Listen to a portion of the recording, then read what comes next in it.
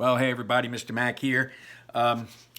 So today, we're going to read chapter 15. And I got to tell you, last night when we got through with chapter 14, it was all I could do not to go on to chapter 15.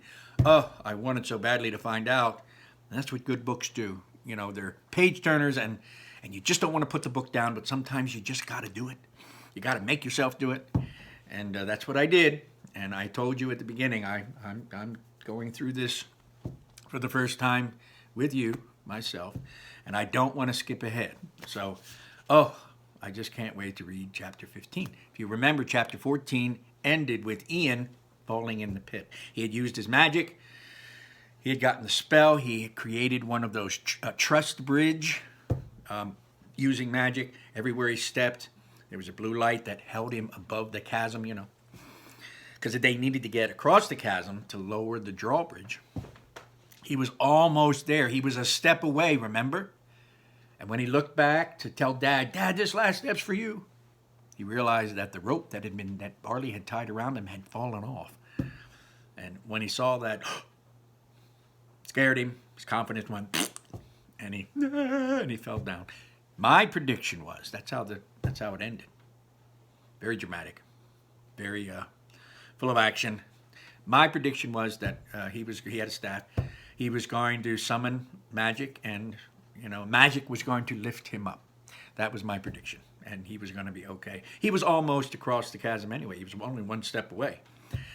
So that's what I was thinking. One of my past students, bless you, made a comment on my YouTube channel on chapter 14, and his prediction was that as he was falling, he was going to be able to reach and grab the rope and then shimmy himself back up. Great prediction, too. Either one is workable, is doable. So we will see. So without further ado, let's get into chapter 15. Can't wait. But just in time, Ian managed to grab the edge of the pit's rocky rim. Remember, he was all the way across. Barley's over here, the chasm, and over here's the other side where the lever is to lower the drawbridge. He was already 3/4 of the way over there. As he was falling, he grabbed hold of the rim of the chasm just in time. And using all his might, Ian pulled himself up to solid ground. And when he leaned back up against the wall, he had leaned against the lever. The old drawbridge creaked as it slowly lowered and touched down on the other side. Barley was over on the other side, jumping up and down, overjoyed. He did it! He did it, Dad! He did it! Ian tried to catch his breath as he watched Barley hop into the van and drive Guinevere across that bridge safely. And as soon as he was parked, Barley jumped out, ran to hug Ian. That was amazing, brother! Ian stood as still as stone. Barley, how long was that rope gone? Oh, it was just like, the second half of it, You're fine. I needed that rope, Barley. But did you really need it? Did you? Oh, I don't think so, brother. You didn't really need it, did you? Did you? Did you? Ian's anxious expression kind of melted away, and he smiled. He considered what Barley was saying, and he smiled at what he had actually accomplished. Wow, I did it, Ian said. Barley gasped, and he pointed to the sculpture of a raven that had revealed itself when the bridge was lowered. When the drawbridge was up, couldn't see what was behind it. When the drawbridge lowered, stuck right there was a raven. He took out the wrinkled child's menu and showed Ian. Look, the clue on the menu said Raven's Point. Yeah, in the mountains, Ian said. Yeah, but, maybe the puzzle didn't mean the mountain. Maybe it means, follow where the raven's pointing, said Barley. And he looked up and he tracked the line of the raven's beak. So if the raven's beak is pointing this way, Ian got beside it and looked where the beak was pointing. Another raven stood in the distance, way far away. That one there, look, could be pointing to another raven, which could be pointing to the gem, brother. Ian couldn't believe it. Barley, I was completely wrong. You've been right. You've been right the whole time. You've been right the whole time, Barley. Why, I told you. You know, my gut knows where to go. And he patted his gut. Don't you, boy? You always know what to do. Ian couldn't help but smile at his brother. I'm impressed. Proud of you, Barley. Come on, Dad. Come on, called Barley. And he led Dad to the van and jingled the keys in the air. Guinevere will get us to the Raven in no time. But just before they got in Guinevere, a siren blared. Woo! Drawing their attention back to the bridge. Guess who was speeding across the bridge in a police car? Colt. The police car sped across it, screeching to a halt. The door flew open to reveal Colt. You guys are in trouble. Big time, he said, trying to get out of the car. Remember, he's half a horse. No, Colt. We found a spell, explained Barley. And if we finish it, we get to see our father again. Barley showed Dad's legs to Colt. Look. Well, you know, your mom did say there was some kind of strange family business going on here, and, well, this sure is strange, Colt muttered, trying to figure out what he was looking at. But, you know what? Forget it. No, dang it, I'm not going to let you upset your mother anymore. Now, you two get in the vehicle, and you follow me home. I'm escorting you home. No way, said Barley. Sorry. I'm giving you to the count of 3. And he lifted a hoof. 1, 2. And right before he put down the 3, Okay, Colt, said Ian. We'll go. And he grabbed the keys from Barley. But Ian, said Barley, disappointed to see his brother surrendering so easily. Barley, he's a police officer. And he turned and he headed toward the driver's side of the van. Colt watched and nodded to Ian gratefully. Good job, Ian. They climbed in and Barley looked at Ian, surprised to see him getting behind the wheel. What are you doing, brother? What's going? Ian put his hand up. Shh. You know, I don't know. Just quiet. And then he stomped on the gas pedal and he took off. Barley looked through the back window to see Colt standing there, completely surprised. Oh, yeah, said Barley. Landor Lightfoot, breaking the rules. My brother, the rule breaker. You get that, Dad? Oh my God, Ian said. I can't believe I'm running from the cops. Well, think about it. You're not really running from the cops. You're running from our mom's boyfriend. Ew, said Barley.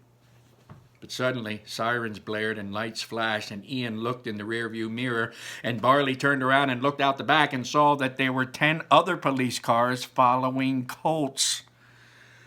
Oh, okay, sorry about that, brother. You are running from the cops now. Sorry. Ian veered off the path, crashing into a fence. Wood debris flew everywhere.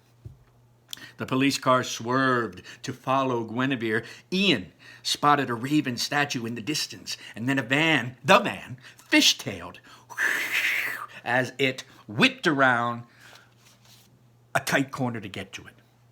He sped up and turned down another narrow mountain pass. Mountain, road in between, very narrow. You can't turn off, you can't do anything. It's just, and if a car's coming the other way, they got to back up because it's a narrow road. He sped up, turned down this mountain pass, which quickly became a dead end. Mountain road, dead end. He swung the van around, but the police cars were already starting down the road. There was no escape, so down that narrow road, the police cars are coming. The van, Guinevere, they can't go anywhere. They're trapped. They climbed out of the van with Dad. Ian felt a rush of regret. Oh, why did I do that? Why did I do that? I shouldn't have driven away. No way, Barley said. That was great. And he pointed to some boulders hanging over the pass. Look up there, brother. Look at all those boulders hanging over. Block the road with those boulders. What? Ian said. How am I going to do that? Hello, magic, staff, wizard, arcane lightning. You said that's the hardest spell, said Ian nervously. I know. You ready? Barley handed Ian the Quest of Yore book, and he pointed to a spell. Now it says here, to make lightning strike with ease, one must follow all decrees. Do you know what that means, brother? You have to do everything. You got to speak from your heart's fire. You got to trust yourself, and you got to focus. All the things that you had trouble with, you got to do them all now. Ian picked up the staff, pointed it at the boulders, and said the spell. Voltar Thunderseer, he said, uncertain. Voltar Thunderseer! Small little bit of lightning came out the end of the staff, pinged off the boulders, and he tried again, but his magic just wasn't strong enough to move the boulders even a little bit. I can't, groaned Ian. And the police cars were rapidly getting closer. We're not going to see you, Dad. And it's all my fault. Ian couldn't believe his chance of meeting his father was slipping away. Barley thought for a moment before making a decision. Yeah. And with a pained expression, he popped a tape into the van's tape deck. Sad, heroic music blared from the speakers, and he turned it all the way up. Ian asked Barley, what are you doing? But Barley didn't answer. He was busy working. He aimed Guinevere like he was lining up a pull shot. Can you guess what Barley's going to do with good old Guinevere? He got Guinevere so that she was headed, pointing right at where the boulders were. He was lining her up like a pull shot, and then he picked up a large rock, and he placed it on the gas pedal inside. The engine began to rev. And then he grabbed hold of the screwdriver, yanked it down to O. The brothers watched as Guinevere suddenly lurched forward. One of her turn signal lights fell to the ground as she was making her way to the boulders. But she continued racing toward them. And then the rocky terrain popped one of her tires, pop, causing her to bounce along the ground as though in a gallop. And with the music blaring triumphantly, the glove compartment flew open. Parking tickets fluttered all over the place in the wind like celebratory doves. Ian watched in awe as Barley saluted his beloved Guinevere for the last time. Just as the police cars approached, the van slammed into the target, that part of the wall knocking the boulders down. They rained down, surrounding Guinevere, surrounding the road, completely blocking the road. It was impossible for the police cars to get through. Barley Bennon picked up Guinevere's turn signal light, and he gave it a loving rub before putting it in his pocket. Barley, Ian began, unsure of what to say. Barley. Oh, she was just a beat up old van, Barley said, burying his emotions. Come on, brother, we gotta go. Barley walked off the road and started through the brush toward that raven statue. For a moment, Ian looked back at the boulders covering Guinevere, and then at Barley walking ahead with Dad. He was awful proud of his big brother. He hurried up to catch up with them. That's the end of 15. Wow! Another great chapter. You know, and that's what happens. When you get to the halfway point, three-quarter point in any book, especially when it's something like this, an adventure, a fantasy, a fiction, whatever, it's really packed with action and packed with page-turning awesomeness. And my prediction didn't happen, the way I thought it was going to happen. Ian was able to save himself and got himself on the wall and climbed up. And Barley revealed himself to be a hero. I think Barley was always a hero. I just think Barley marched to the beat of his own drum, meaning he was his own kind of person. Barley wasn't someone who tried to fit in with everyone. And I think for that reason, sometimes people, including Ian, and I guess others, looked at him like he was a screw-up, which he really wasn't. He was just being himself. And who is Barley? Barley's a hero. Ian's a hero. They're both heroes. And I think this adventure has gained a great deal of respect. Ian has gained a great deal of respect for his brother. And I think there was always love there, of course. But I think now Ian realizes that Barley is a force to be reckoned with. Barley's got it going on. So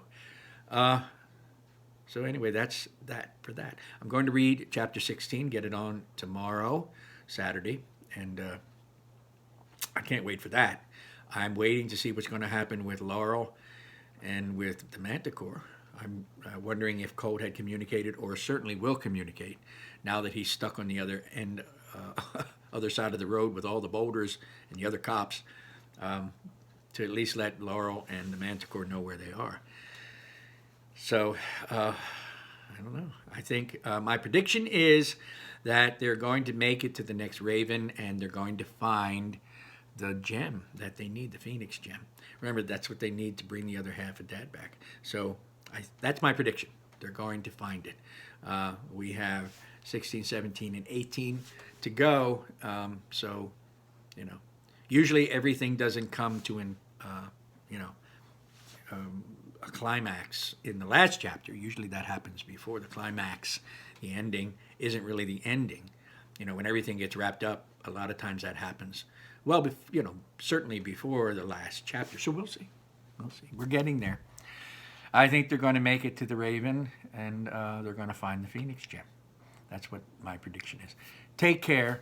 Have a great night. Be safe. Have some fun. Don't make your parents crazy. Keep your hands away from your... Oh, you know what I forgot to do? Of course, it's Mr. Mac.